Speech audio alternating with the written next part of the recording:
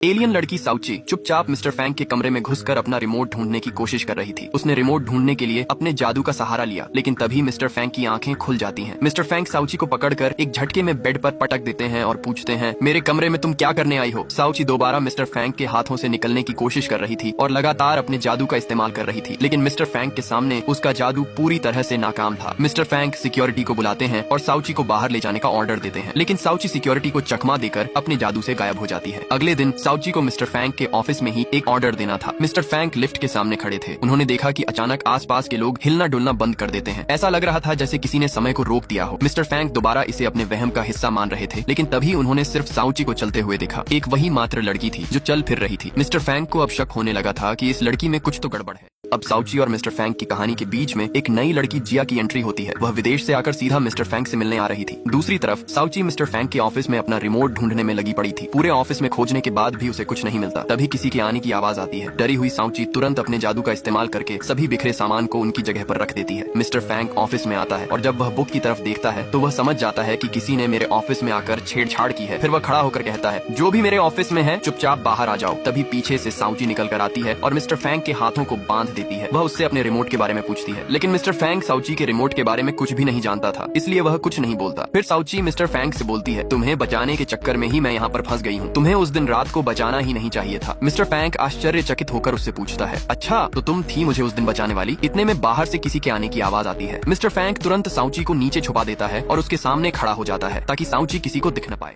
जिया mister Fang से मिलने का बेसब्री से इंतजार कर रही थी। तभी मिस्टर कॉन्ग आकर जिया से कहते हैं, मिस्टर फैंग की अभी थोड़ी तबीयत खराब है, इसलिए वह अभी नहीं मिल सकते। जिया को यह जवाब सहन नहीं होता और वह मिस्टर कॉन्ग से बोलती है, कोई बात नहीं, मेरे पास बहुत से तरीके हैं उनसे मिलने के। गुस्से में वह सीधा पार्किंग में पहुंचती है और मिस्टर फैंग की गाड़ी के सारे शीशे तोड़ देती है। दूसरी तरफ मिस्टर फैंग साउची के क्रिस्टल जैसे दिखने वाले रिमोट पर रिसर्च कर रहे थे। मिस्टर फैंग वैज्ञानिक से पूछते हैं, क्या इसके अंदर कोई चिप हो सकती है? वैज्ञानिक भी उस क्रिस्टल को देखकर हैरान था, क्योंकि उसने भी आज तक ऐसा क्रिस्टल देखा तक नहीं था। तभी मिस्टर फैंग का फोन आता है। वह फोन उठाते हैं और उन्हें तुरंत पार्किंग में बुलाया जाता है। मिस्टर फैंग पार्किंग में पहुंचते ही देखते हैं कि जिया ने उनकी गाड़ी के सारे शीशे तोड़ दिए हैं। असल में मिस्टर फैंग को जिया के साथ एक डेट पर जाने को कहा गया था, लेकिन मिस्टर फैंग को जिया में कोई भी दिलचस्पी नहीं थी, इसलिए उन्होंने जाने से मना कर दिया था।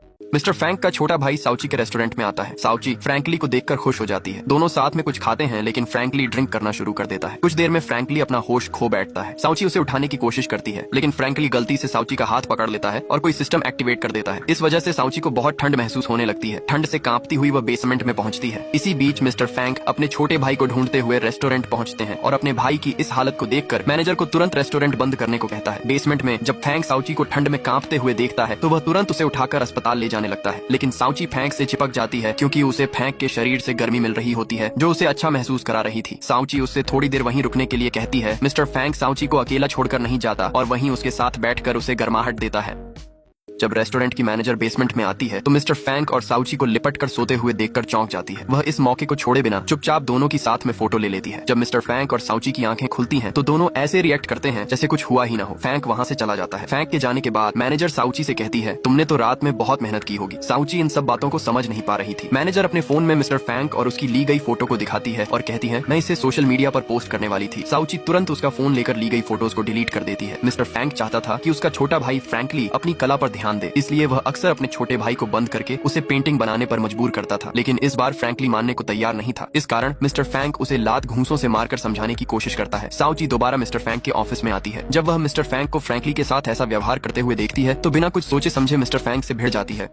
मिस्टर फैंग को फ्रैंकली के साथ ऐसा व्यवहार करते देख साउची बिना सोचे समझे मिस्टर फैंग से भिड़ने की तैयारी करने लगती है। फ्रैंकली उसे चेतावनी देता है कि फैंग ताइक्वांडो में ब्लैक बेल्ट है, लेकिन साउची फिर भी भिड़ जाती है। जब भी फैंग उसके सामने होता है साउची की शक्तियां काम करना बंद कर देती हैं। फैंग साउची को डांटता है और फ्रैंकली से दूर रहने को कहता है। फैंग अपने सहायक से कहता है, साउची का फ्रैंकली से मिलना बंद करवाना पड़ेगा। तो ऐसा क्या करें जिससे साउची हर वक्त व्यस्त रहे और फ्रैंकली से मिलने का समय न मिले। फिर फैंग सोचता है, अगर साउची से बार बार डिलीवरी करवाएंगे तो वह हर वक्त डिलीवरी में ही व्यस्त रहेगी और उसे फ्रैंकली से मिलने का समय ही नहीं मिलेगा। अब फैंग की कंपनी से फूड डिलीवरी का ऑर्डर आता है जिसे साउची को डिलीवर करना था। उसकी मैनेजर उसे एक स्कूटी देती है ताकि वह जल्दी डिलीवरी पहुंचा सके, लेकिन साउची तो एक एलियन थी जिसे गाड़ियों से बहुत डर लगता था। आज वह खुद गाड़ी चलाने वाली थी। साउची को स्कूटी चलानी नहीं आती थी, जिसकी वजह से वह बैलेंस नहीं बना पाती और गिर जाती है। उसका डिलीवरी वाला खाना भी एक गड्ढे में गिर जाता है।